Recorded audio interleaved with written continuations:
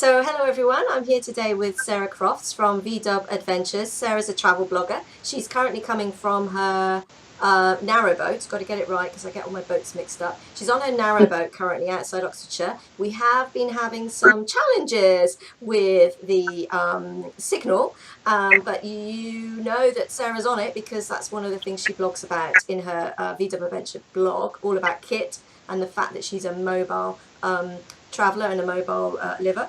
Anyway, today Sarah has promised to share with us her tips and advice around planning a road trip. And Sarah's had experience of this. So Sarah, good morning. Nice to talk to you. Do share with us all your expertise about planning a road trip. Yeah, sure. So before we moved on to the narrowboat, we spent a year travelling around Europe in our old camper van. And we is you and your daughter, isn't it? We is you and your daughter. Yeah, she was 10 when we left and 11 and a half when we returned. She's coming up to being a teenager now. Wow. So yeah, I thought, I would talk to you about possibly taking charge of your own itinerary a bit more, and thinking of ways to have a bit more independence whilst you're on the road. Going in your own vehicle is the best, the most amazing. You are completely in charge of where to go and what to do, which can be quite intimidating to begin with. But once you're off road, you'll find that it's really liberating, and you will find real community out there. You'll find that you're turning up in places where there are other camper vans. Oh, that's interesting. So there's a community. Yes, I didn't think of that. There's a huge community, and you'll meet people that you might even choose to travel with, and you might be going in the same direction, and you might hook up. We met a family on a beach in the far north of Norway, the Lofoten Islands.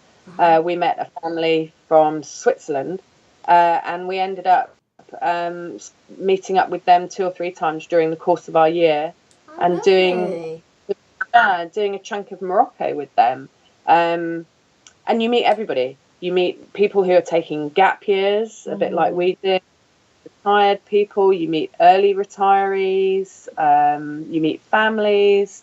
So for me, it's a wonderful combination of independence and community. You get the two going together. But the core thing for me is you take your home with you. Love that. And that is such a grounding thing for me and my daughter.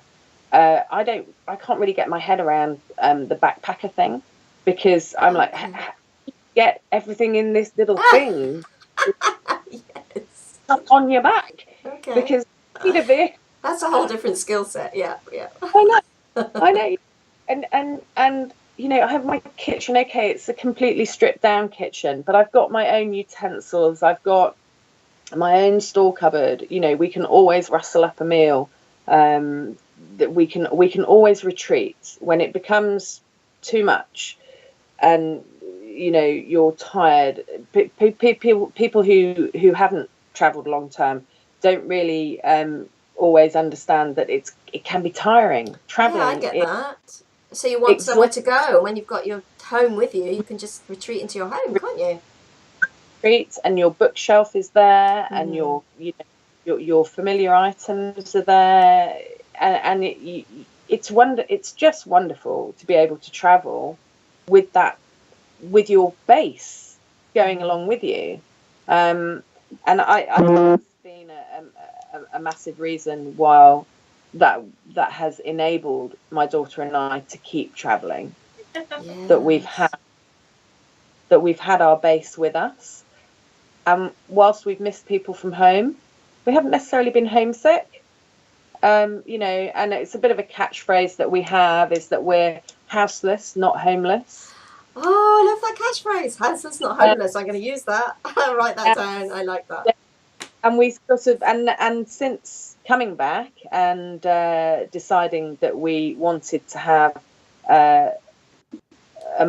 more of a base and move to the boats, well, we've just really recreated that situation on water. Yeah. So we travel either by water or by road, but we're always taking the home with our you. home.